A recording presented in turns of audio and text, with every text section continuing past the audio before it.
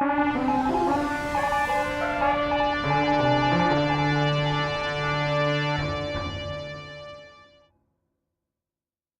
there, creeps. This is Jimmy Haight with Hammer News on Super Creep TV, bringing you the news for the days of February 6th through February 19th, 2017. I am back from my misadventures and ready to fuck up some news stories, ladies and gentlemen.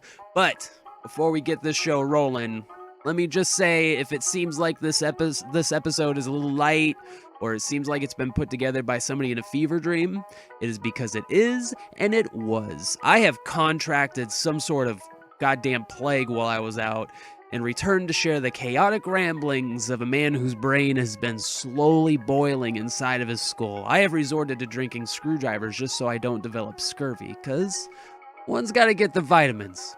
Anyway, let's get this shit going. So, let's consider this first story a cautionary tale.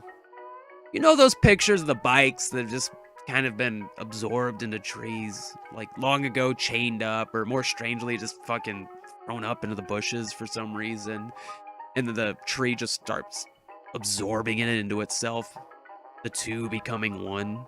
You can't stop Mother Nature. I mean, unless you have enough money and flagrant disregard for environmental standards, but I digress. Are you fine viewers also aware that we have this sort of wackadoo powers ourselves? We can become one with the things around us if we only try hard enough and sit still long enough. But most of us lack the dedication of a goddamn tree. You heard me. Trees are better than most of us at doing stuff. Except the next divine subject, she is as good as any tree. I tell you what. An elderly woman in Springfield Township, Ohio, experienced a true horror firsthand. I mean, this gal had her issues. Her age and her health weren't exactly doing her any fucking favors. She ain't no Jack LaLanne is all I'm saying.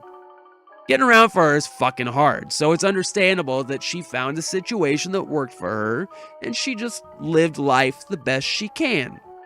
Unfortunately, this also means that she can't do much moving around. I don't know all of the grisly details, such as the train situation, but according to the reports that I have read, the woman resided in her armchair for a full year. That is enough time, apparently, for your skin to start absorbing into the material it is touching, just kind of embedding itself into the fabric of the chair. This generally harmless embrace can become a motherfucking death grip if allowed to continue for too long. A hug most deadly. Or at the very least, really, really gross. Like the kind of hug you get from an uncle at an uncomfortable holiday situation. Now, when emergency medical services were alerted by the woman's church, I think they had a hand in feeding her or something like that, they found that the subject was so weak that they could not move her because her bones were so brittle they were breaking during the process. Now, that's horrible, I know, but there is a lesson to be learned here. Word from the pseudo-wise. If you plan on being a shut-in for the rest of your life, like me, live by office rules. Get up, stretch your legs out every 20 minutes or so, and never let your armchair keep you down.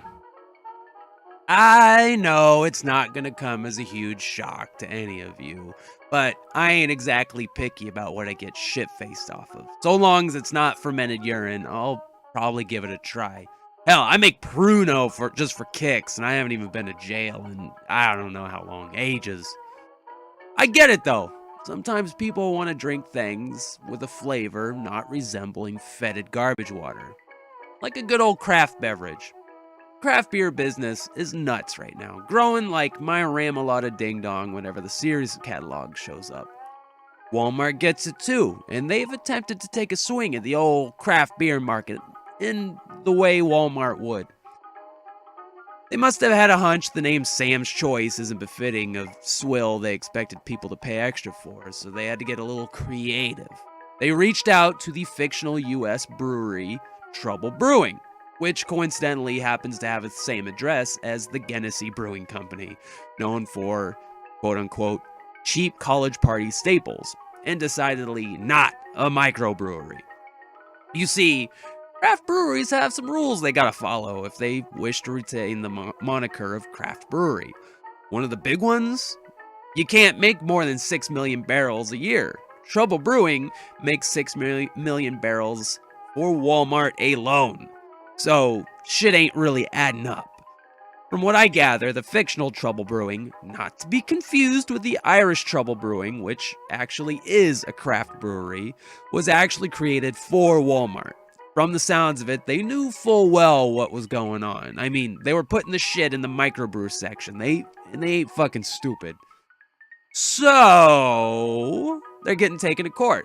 Surprise, surprise to absolutely no one, given their long-standing history of honesty and humanitarian efforts. Hey, if I'm going to be honest with you folks, I gotta say, I cannot believe I made it through this episode. I'm gonna go take some meds and stave off the shakes, if I do say so. Not sure if that's the flu or just the DT setting in. If you liked our video, please like and subscribe. If you have any news tips for us, go ahead and send them over to supercreeptv@gmail.com with the subject of newsroom. We would very much like to thank our Patreon supporters, Mary Poppins, and our brand new best friend in the whole wide world, Tez, who just joined up. Welcome aboard, Tez. If you are also interested in helping out, head over to patreon.com/supercreeptv. You can also check us out on Twitter and Facebook. This has been Jimmy Haight. We'll see you next Monday, folks.